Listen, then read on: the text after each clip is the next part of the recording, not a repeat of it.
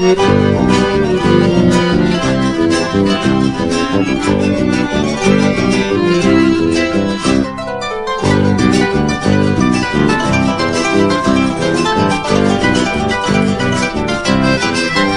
pretendia escrever uma canção, falando em coisas que jamais alguém falou, deixar de lado as coisas do coração, e que por ti o meu pranto já rolou.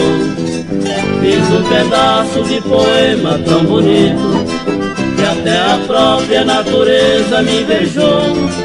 Mas quando eu fui construir o meu trabalho, infelizmente meu talento fraquejou. Sinceramente compreendi, minha querida, que tu és em minha vida, minha glória, minha fé. E que sem ti sou um poeta sem valor, porque sem o teu amor nem verso meu verso é.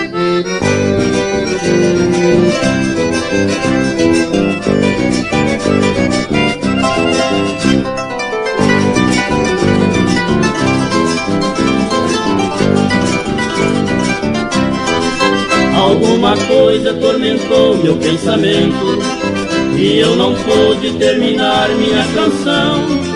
Fui obrigado a recordar certos momentos, cheguei até a chorar de emoção. E o pedaço de poema tão bonito, em pedacinhos rasguei e joguei ao chão, porque meu verso jamais seria completo sem sua imagem que é minha inspiração. Sinceramente compreendi, minha querida, que tu és em minha vida, minha glória, minha fé. E que sem ti sou um poeta sem valor, porque sem o teu amor nem verso meu verso é.